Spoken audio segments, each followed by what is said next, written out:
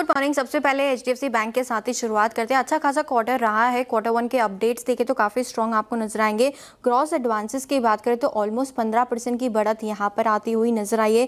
30 लाख करोड़ के आसपास पहुंच गया ये आंकड़ा। डिपॉजिट्स भी देखें तो ऑलमोस्ट 15% की बढ़त आपको यहाँ पर भी दिखेगी।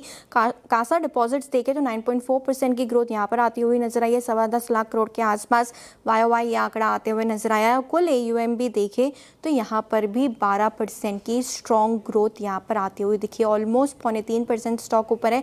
क्वार्टर वन का अपडेट काफ़ी स्ट्रॉन्ग आते हुए नजर आया। लेकिन दूसरी तरफ निराशा कोटक बैंक से, और वहाँ पर आपको स्टॉक में रिएक्शन भी नजर आएगा।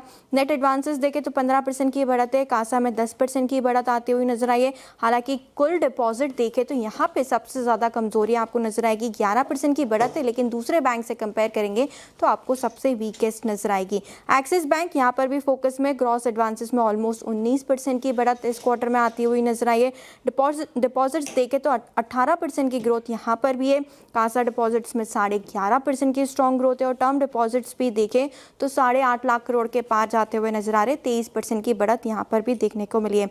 IndusInd bank net advances almost यहाँ पे कमजोरी के साथ है। 2.3% की कमजोरी है, लेकिन दूसरी तरफ डिपॉजिट्स में अच्छी खासी बढ़त आती हुई नजर आई है। कासा रेशो देखें तो ऑलमोस्ट 30% के आसपास आपको आते हुए दिखेगा। और बंधन बैंक यहाँ पर भी फोकस करके चल सकते हैं। लोन एडवांसेस देखें तो 16% की ग्रोथ यहाँ पर भी आती हुई दिखी है। डिपॉजिट्स में 6.5% की ग्रोथ है, और कासा रेशो देखें तो 29% से बढ़ के ऑलमोस्ट 30% आते हुए नजर आए। तो HDFC बैंक आउट परफॉर्मेंस है, कोटक की तरफ से अंडर परफॉर्मेंस है।